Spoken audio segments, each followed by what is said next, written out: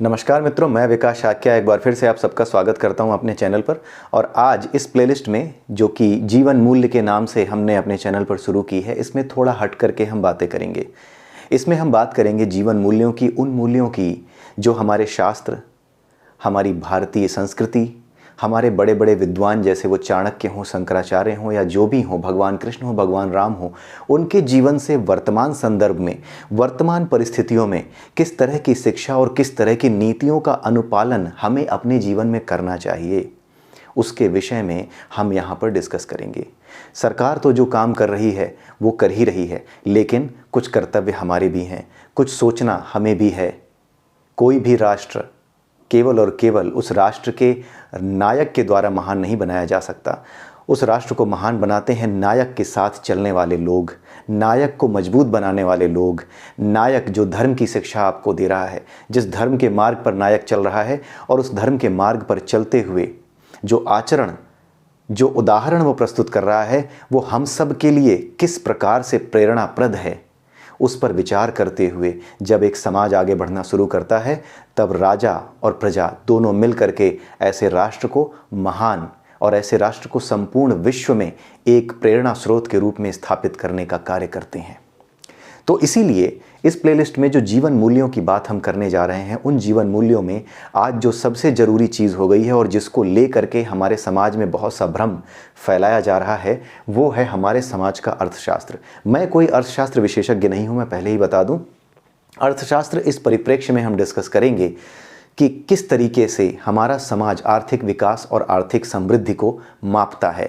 आर्थिक विकास किसे कहते हैं, आर्थिक समृद्धि किसे कहते हैं, और उसके अलावा किस प्रकार से हमारे समाज में कुछ लोग ये सोचते हैं कि अगर हर चीज़ सरकार हमें मुफ्त में ही प्रोवाइड करती है, मुफ्त में ही देती है, तो इसका अर्थ आर्थिक विकास से वो क्यों लगाते हैं, क्यों ये सोचते हैं, क्यों उन्हें ये भ्रम है कि यही देश का विकास है अगर सारी चीज़ें हमें मुफ्त में ही मिल रही हैं तो।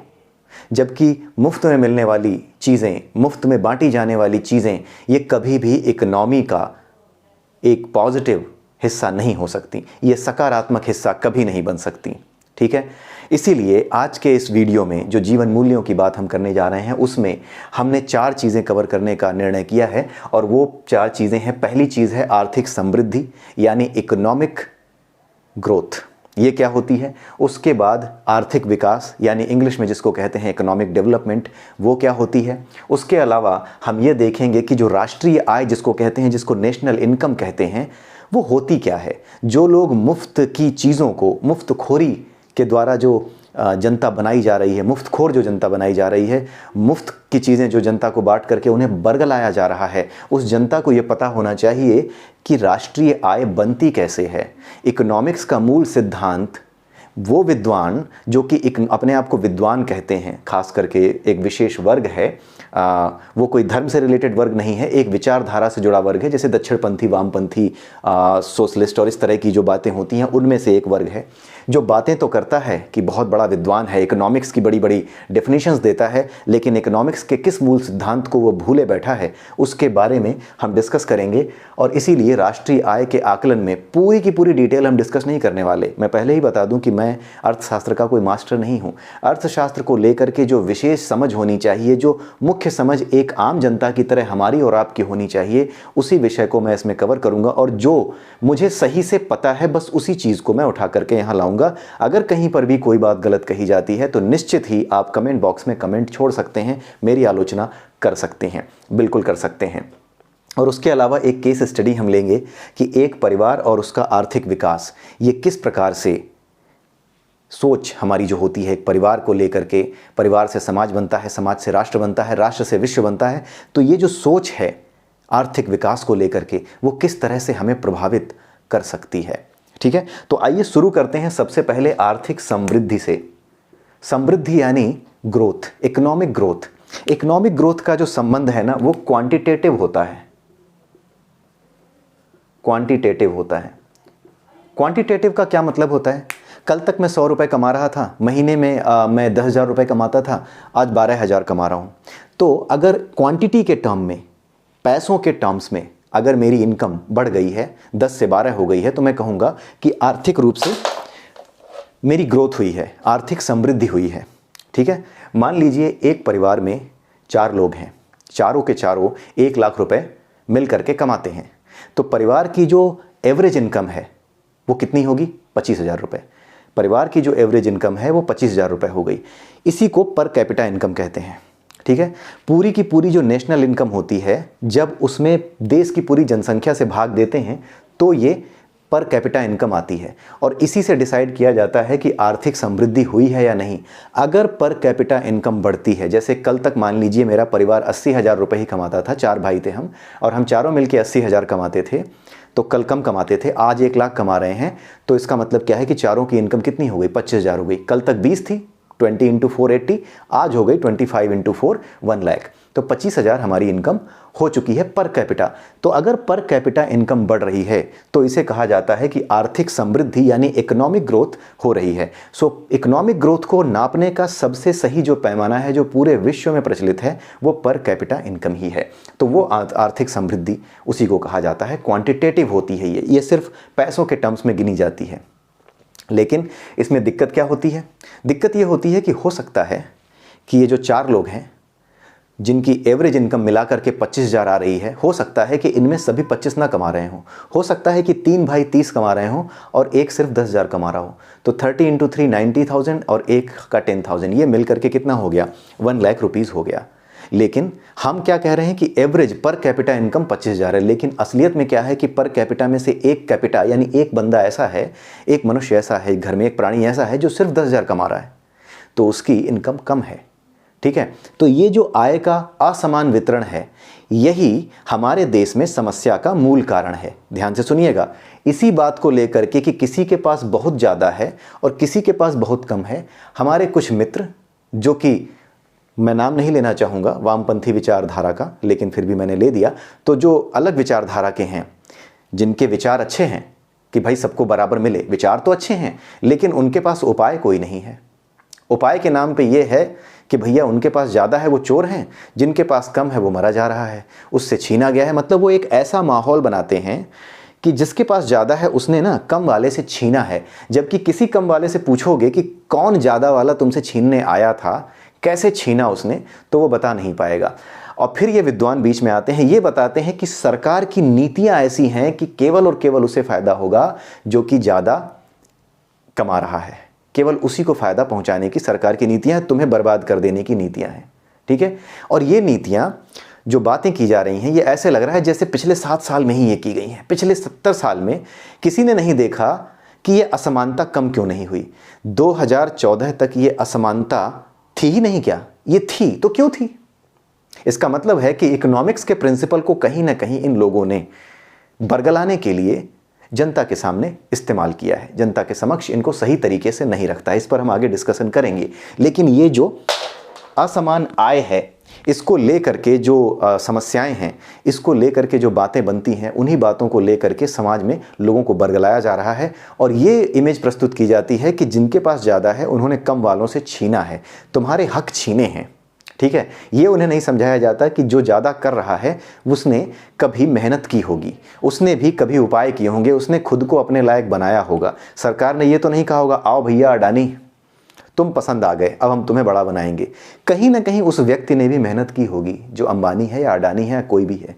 राइट, ये सरकार का फर्ज होता है कि भाई सभी को समान अवसर प्रदान करे, लेकिन ये सरकार का फ़र्ज़ कतई नहीं होता कि ज़्यादा वाले से छीन करके कम वाले को दे दे। अगर आपको लगता है कि ये फ़र्ज़ होता है सरकार का, तो ये अराजकता है, माफ़ कीजिएगा, और ये किसी भी देश को आगे नहीं ले जा सकती। जो भी ऐसी विचारधारा वाले देश हैं, आप उनकी हालत देख लीजिए। ऐसे ही देश हमेशा विश्व में अशांति के कारण बनते हैं, अशांति का कारण बनते हैं।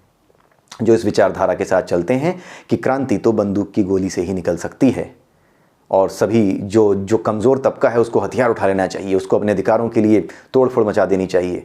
ठीक है, ये जो समझाने वाले लोग हैं, इस विचारधारा को मानने वाले लोग हैं, उन्हें ही आपने देखा होगा कि पूरी दुनिया में ऐसे ही विचारधारा को मानने वाले लोग अपने आप को कहीं ना कहीं भटका चुके हैं और विश्व को एक नए दलदल की ओर धकेल चुके हैं। ठीक है, एक होता है ये आर्थिक समृद्धि, इकोनॉमिक ग्रोथ। दूसरी चीज़ होती है इकोनॉमिक डेवलपमेंट। इकोनॉमिक डेवलपमेंट का मतलब होता है कि लोगों के पास एक तो पर कैपिटा इनकम बढ़े, साथ में पर कैपिटा इनकम बढ़ रही है तो कोई बात नहीं, उसका ज़्यादा फर्क नहीं है, वो तो बढ़ेगी, बढ़ रही है, क्योंकि राष्ट्रीय आय तो बढ़ेगी ही, धीरे धीरे इकोनॉमिक आगे ग्रो कर रही है तो वो बढ़ेगी, लेकिन क्या उसके साथ लोगों की जीवन की जो गुणवत्ता है वो भी बढ़ रही है? क्या शिक्षा, स्वास्थ्य और जो उसकी आय है, उसकी जो रोजगार है, क्या इन चीज़ों की तरफ भी उसके लिए ध्यान दिया जा रहा है? तो ये चीज़ें आती हैं आर्थिक विकास के अंतर्गत। जो ये चीज़ें हैं जो कि आर्थिक विकास के अंतर्गत आती हैं, इसमें दो चीज़ें शामिल हो जाती हैं। आर्थिक समृद्धि यानी इकोनॉमिक ग्रोथ भी हो, प्लस साथ में जीवन की गुणवत्ता, जो क्वालिटी ऑफ लाइफ है, वो भी बढ़े। तो जब ये दो चीज़ें होती हैं, इन दोनों चीज़ों को मिलाया जाता है, तब बात होती है आर्थिक विकास की। यानी जो आर्थिक विकास है, जो इकोनॉमिक डेवलपमेंट है, वो क्वांटिटेटिव ना होकर के क्वालिटेटिव है, और यही डिफरेंस है इन दो चीज़ों में। ठीक है, तो आर्थिक विकास और आर्थिक समृद्धि, इन दोनों चीज़ों की बात हो चुकी। अब हम बात करते हैं राष्ट्रीय आय का आकलन। आप एनसीईआरटी की किताब उठा लीजिएगा, जो आपकी, या फिर सीबीएसई की बुक उठा लीजिएगा, 9th 10th 11th 12th में जो पढ़ाई जाती है, वहाँ जाकर के आप राष्ट्रीय आय किसे कहते हैं, नेशनल इनकम किसे कहते हैं, उसे जाकर के एक बार देख लीजिएगा, उसकी डेफिनीशन क्या है। उसकी सिंपल सी डेफिनीशन होती है, राष्ट्रीय आय किसको कहते हैं? Net national product at factor cost. Net national product at factor cost. इस नेट नेशनल प्रोडक्ट में आप जाकर के देखिएगा, किसी भी तरीके से जो आपको स्कॉलरशिप मिलती है वो कभी भी काउंट नहीं होती राष्ट्रीय आय में। ठीक है, जो आपको पुरस्कार स्वरूप राशि मिली है वो कभी काउंट नहीं होती राष्ट्रीय आय में। ठीक है, केवल और केवल वही चीज़ काउंट होती है, नेट नेशनल प्रोडक्ट। इसमें से जो भी आपका लाइबिलिटीज़ हैं, जो कुछ भी हैं, वो सब हटा करके, जो भी एक्स्ट्रा कॉस्ट लगा है वो सब हटा करके, ठीक है, जो कुछ बचा और ऐसा बचा जो कि मेहनत से पैदा किया गया है, उसका जो मूल्य होता है वो राष्ट्रीय आय में शामिल किया जाता है। ध्यान दीजिएगा, जो कुछ मेहनत से पैदा किया गया वही फैक्टर कॉस्ट में शामिल होता है। Net national product at factor cost is known as राष्ट्रीय आय, नेशनल इनकम। इसका एक प्रॉपर फॉर्मूला है, वो मैं डिस्कस करने नहीं जा रहा, हालांकि उसके लिए एक अलग क्लास की जरूरत होगी and I can explain that. लेकिन आप सिर्फ ये समझ लीजिए कि मुख्य बात जो बताने वाली थी वो ये है कि जो राष्ट्रीय आय है, राष्ट्र की आय, राष्ट्र का जो विकास है, वो सीधे सीधे किस पर डिपेंड करता है? फैक्टर इनकम, मेहनत से पैदा की गई इनकम पर डिपेंड करता है। मेहनत से पैदा की गई इनकम पर जब राष्ट्रीय आय डिपेंड करती है, तो अगर देश की जनता को आप ज़्यादा से ज़्यादा मुफ्तखोरी की तरफ ले जाएंगे तो इस राष्ट्रीय आय पे फ़र्क नहीं पड़ेगा? जरा बताइए। बिल्कुल पड़ेगा। लेकिन इकोनॉमिक्स के इसी मूल सिद्धांत को किनारे रखते हुए बड़ी ही चालाकी से एजेंडाधारी लोग चिल्लाना शुरू करते हैं कि यहाँ पे फ्री मिल रहा है, दूसरी सरकारें तो भ्रष्ट हैं, वो फ्री में नहीं दे रही हैं, वो अपना खा जाती हैं, जनता को नहीं दे रही हैं। नहीं, ये इकोनॉमिक्स का बिल्कुल भी गलत मॉडल है। बेसिक इकोनॉमिक प्रिंसिपल से आप दूर हट रहे हैं और देश को विनाश की ओर ले जा रहे हैं अगर आप हर चीज़ मुफ्त में देने जा रहे हैं। तो यही चीज़ हमें समझनी है कि ये जो मुफ्तखोरी है वो कहाँ ले जाएगी? राष्ट्रीय आय को नीचे गिराएगी और एक दिन धीरे धीरे ये जो मुफ्तखोरी है ना, मुफ्त में बांटी गई जो फ्रीबीज हैं, आप इन्हें घुन समझिए, ये घुन की तरह कब इस देश को चट कर जाएंगी हमें पता भी नहीं चलेगा। ठीक है, यही है। तो नेट नेशनल इनकम क्या है?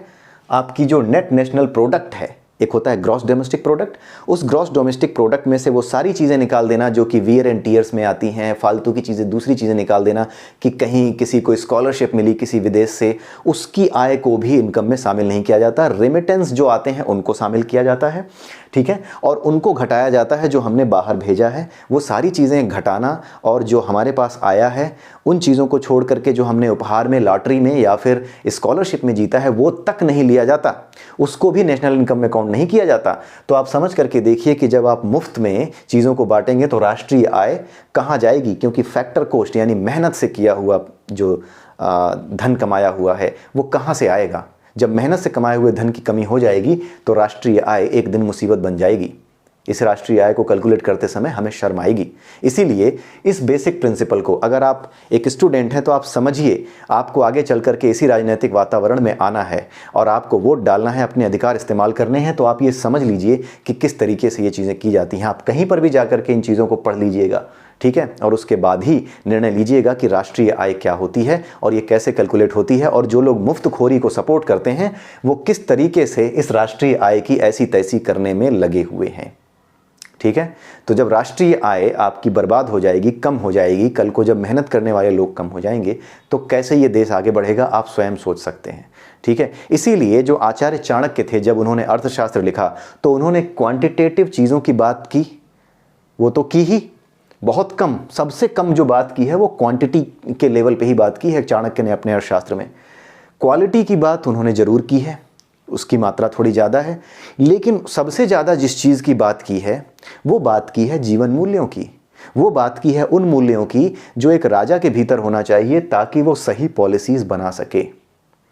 उन्होंने उन जीवन मूल्यों की बात की है जिनके आधार पर देश की जनता को जागृत किया जा सके ताकि वो ये समझ सके कि उसे सिर्फ देश से लेना नहीं है, उसे देश को देना पहले सीखना पड़ेगा, उसके बाद ये देश तुम्हें स्वयं देगा। यहां पर क्या होता है, हर आदमी बस ये क्या मिल रहा है, क्या मिल रहा है, भूखे मर रहे हैं लोग, ये हो रहा है, देने को कोई तैयार नहीं है, मिला क्या उसकी चिंता है। पूरे देश में 130 करोड़ की जनता में पता नहीं मुश्किल से फ्रैक्शन भर लोग, बहुत जरा से लोग टैक्स देने वाले लोग हैं। टैक्स बेस इतना हमारा छोटा है, इतने लोग कमाने वाले हैं, टैक्स की चोरी करना, टैक्स को ना देना, उसको ना देने के बहाने ढूंढना, ये सारी चीज़ें न जाने कितनी शिद्दत से करते हैं और उसके बाद चिल्लाते हैं कि भैया ये नहीं मिल रहा, वो नहीं मिल रहा, वहाँ देखो वो तो मुफ्त में दे रहा है। अरे वो मुफ्त में तुम्हारे पैसे से ही दे रहा है, इसकी बैंड बजा रहा है नेशनल इनकम की, जो भी आपको फ्री में दे रहा है, जो आपको वादा कर रहा है। कोई अगर असहाय हो उसकी मदद कर देना, जैसे जो लोग कमज़ोर तबके से हैं, जिनके पास इतने पैसे नहीं हैं, जिन्हें वाकई में मदद की ज़रूरत है, जो अपने आप उठने के लिए इतना नहीं कर सकते कि अगर उन्हें सपोर्ट नहीं मिला सरकार की तरफ से तो उठ नहीं पाएंगे, तो उन्हें सहायता देना ये आवश्यक है, क्योंकि ये उन्हें उनके जीवन स्तर को ऊंचा उठा करके उन्हें किस काम में लगाएगा, देश के विकास में योगदान करने लायक बनाएगा। लेकिन जो सक्षम है, जो पैसे दे सकता है, वो मुफ्त की बिजली ले करके क्या उसे शर्म आनी नहीं चाहिए? आप सोच करके देखिए, क्या उसे नहीं शर्म आनी चाहिए? क्या उसे खुद को नहीं लगना चाहिए कि अगर मैं दे सकता हूं तो मैं क्यों ना दूं पैसे, बल्कि सब्सिडी के तौर पर मैं बिजली के बिल में ज़्यादा ही हो रहा है तो एक काम करो, आप जो है किसी गरीब का बिजली का बिल भर दो ना। 2-4 गरीब परिवार खोज लो कि नहीं भाइयों, तुम्हारा बिजली का बिल मैं भर दूंगा, लेकिन अपना बिजली का बिल मुझे मुफ्त में नहीं चाहिए, क्योंकि भाई इससे राष्ट्रीय आय पे फर्क पड़ेगा। इतना आदर्शवादी कौन होगा? इतना आदर्शवादी बनाने के लिए आपको ना सतयुग में जाना पड़ेगा। इसीलिए सतयुग की बात छोड़ करके चाणक्य की बात समझते हैं। चाणक्य ने कहा कि बचपन से ही जब हमारे बच्चे पढ़ रहे होते हैं गुरुकुलों में ही, विद्यालयों में ही, उसी समय से ही हमें ये जीवन मूल्य विद्यार्थियों के भीतर स्थापित करने पड़ेंगे ताकि वो ऐसे निर्णय ले सकें जो निर्णय देश के विकास के साथ, देश के साथ उन्हें जोड़ते हैं। क्योंकि देश के साथ जुड़ने वाला जो राष्ट्रवाद है वो पूरे के पूरे विश्व के लिए सुखदायी होता है, और जो केवल खुद से जुड़ने वाला जो राष्ट्रवाद है, अपने स्वार्थ से जोड़ने वाली जो चीज़ें हैं, मुफ्त में हर चीज़ मिल जाए, ये जो सोच है, ये जो विचारधारा है, अपने देश का तो नुकसान करती ही है, अपना तो नुकसान करती ही है, ये संपूर्ण विश्व को, संपूर्ण मानवता को संकट में डाल देती है। इसीलिए जो अर्थशास्त्र हमारे चाणक्य ने लिखा, वो अर्थशास्त्र कहीं से भी मुफ्तखोरी की बात नहीं करता, मेहनत की बात करता है, कर्म की बात करता है। डू योर कर्मा, भारत कर्म करो, जैसे भगवान श्री कृष्ण ने गीता में कहा है कि तुम कर्म करो, बाकी छोड़ दो।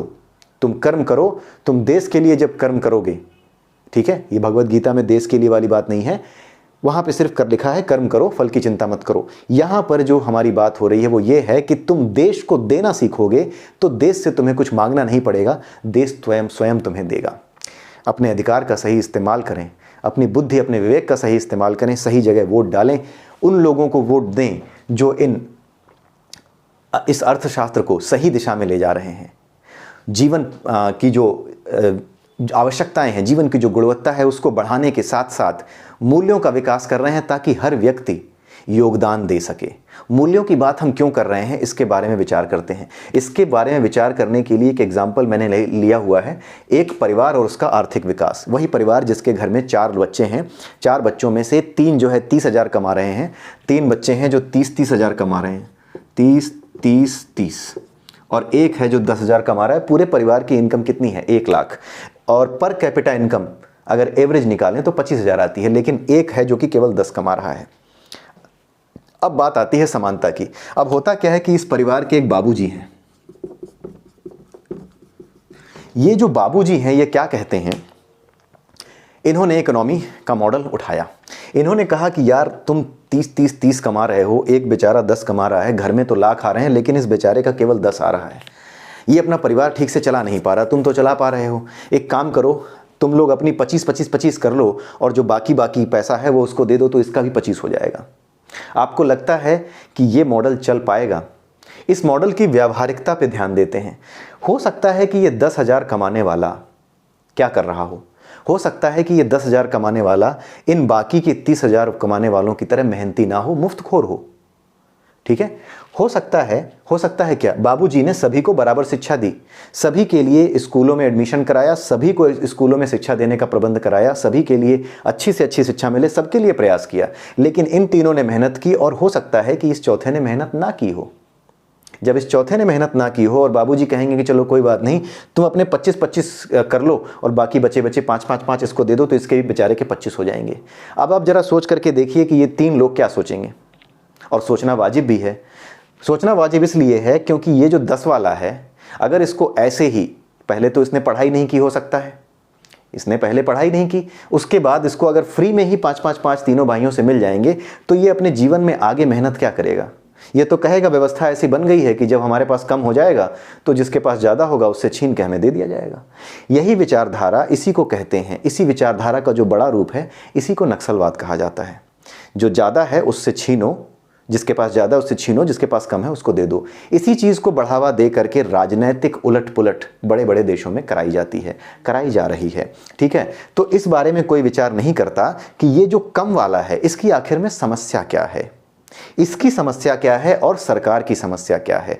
ये जो 10,000 वाली बात है, यहाँ पर हमें 2 चीज़ें देखनी है। पहला विचार ये है कि बाबूजी बोलें कि सबको 5-5 हज़ार निकाल के तुम दे दो, और दूसरा विचार ये है कि बाबूजी ये विचार करें कि कहीं मुझसे अन्याय तो नहीं हुआ, कहीं ऐसा तो नहीं हुआ कि मैं जो है इन 3 बच्चों को लेकर के पक्षपाती रहा और इसके साथ सही व्यवहार नहीं किया, ये सौतेला बेटा भी नहीं है।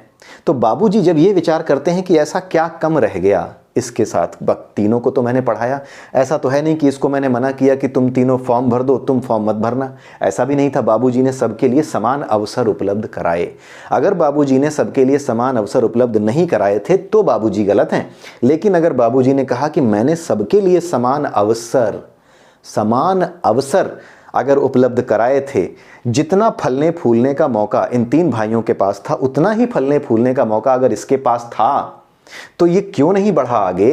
तो बाबूजी की कोई गलती नहीं है, इसका कुछ नहीं हो सकता। ये इसकी ही जिम्मेदारी है कि ये जीवन के मूल्य को समझे, जो कुछ पीछे छूट चुका उसे छोड़े और आगे बढ़ने का इंतज़ाम करे और मेहनत करे। भले ही बचपन में पढ़ाई नहीं की थी, लेकिन आज के क्षेत्र में जो काम कर रहा है, आज के समय में जिस क्षेत्र में भी वो काम कर रहा है, उस क्षेत्र में श्रेष्ठतम कार्य करके दिखाए, परफेक्ट बन के दिखाए। भले ही समोसे क्यों ना बेच रहा हो, लेकिन वो समोसे भी इस क्वालिटी के बनाए कि लोग उसके समोसों को खरीदने के लिए पागल हो जाएं। ठीक है, कोई भी काम छोटा और बड़ा नहीं है, लेकिन जीवन मूल्य मुख्य हैं राष्ट्रीय आय में। ठीक है, जीवन मूल्य मुख्य राष्ट्रीय आय में क्यों है? क्योंकि अगर जीवन मूल्य आपकी कमज़ोर हैं, अगर आप ये सोचते हैं कि किसी के पास ज़्यादा है तो उसने चोरी ही की होगी, ये विचारधारा अगर बन गई है और किसी ने आपको ये समझा दिया है कि जिसके पास ज़्यादा है उसने हमारे और आपके जैसे लोगों से छीना होगा और छीन करके अपने पास रख लिया होगा, तो ये विचारधारा सदैव सत्य नहीं है। आपको इस चीज़ पर विचार करना होगा। ये जो बाबूजी हैं यही सरकार हैं और सरकार का यही कर्तव्य है कि सबके लिए समान अवसर उपलब्ध कराए। यही समान अवसर, सबका साथ सबका विकास, इसके भीतर का मूल मंत्र होता है। इसलिए समान अवसर की बातें करना समानता है। किसी एक से छीन करके, 30 वालों से छीन के 5-5 हज़ार इसको दे देना और सबके 25 कर देना, ये समानता नहीं है। ये समाज में एक दिन बहुत बड़ी अराजकता को जन्म देगा और असंतुष्टि को जन्म देगा। और इनफैक्ट इस तरीके से जो काम करेगा, एक हो सकता है कि उस देश में एक जो है अराजकता की स्थिति भी बन जाए। इसलिए इस चीज़ पे ध्यान देना जरूरी है कि ये जो बेचारा 10 वाला है, इसके साथ समस्या क्या है। इसकी समस्या अगर ये है कि ये सही से नहीं पढ़ा, आज इस काबिल नहीं बन पाया, तो इसकी स्किल्स को अपग्रेड किया जाए, तो इसकी स्किल्स को बढ़ाया जाए। आज तो जो प्रयास किया गया वो क्या है? Skill India. यही तो किया गया, स्किल इंडिया। क्या नहीं आया? तो प्रयास तो किया गया। समान अवसर हो पाए। अगर समान अवसर नहीं पा सकता, इसके पीछे कुछ ऐसा रह गया था, माहौल कुछ ऐसा था कि सही से पढ़ नहीं पाया, ऐसी शिक्षा नहीं मिल पाई कि वो आगे बढ़ सके, तो आज की डेट में स्किल इंडिया है, अपने आप को मजबूत बनाए और आगे बढ़े। ठीक है। उसके अलावा सरकार का काम ये भी है कि वो सबके लिए ऐसी योजनाएं बनाए कि सबको समान अवसर मिलें। इसलिए जो सरकार इस तरह की बात करे कि आज की परिस्थिति भले ही जैसी हो, कोई भी देश परफेक्ट नहीं होता, आज की परिस्थिति भले ही जैसी हो, कुछ लोग परेशान हैं, कुछ लोग उन्नत हैं, जो भी हो, लेकिन आज से भी चलना शुरू करो। आज भी अगर इस तरह की सोच के साथ चलना शुरू करती है सरकार, ऐसी कोई सरकार जो इस तरह की सोच के साथ चल रही है कि नहीं, जो हो गया कोई बात नहीं, आज से हम प्रयास करते हैं कि सबके लिए आने वाले समय में समान अवसर होंगे, तो यही सरकार उचित होगी आपके लिए। यह आपको निर्णय करना है कि यही सरकार उचित होगी आपके लिए, या फिर कोई ऐसा आदमी जो ये कहता है कि थोड़े से फायदों के लिए, अपने थोड़े से फायदों के लिए वो कहता है ये लो मुफ्त की बिजली, ये लो मुफ्त का ये राशन, ये सारी जो चीज़ें आपके लिए व्यवस्था कर रहा है, क्या वो व्यक्ति सही है?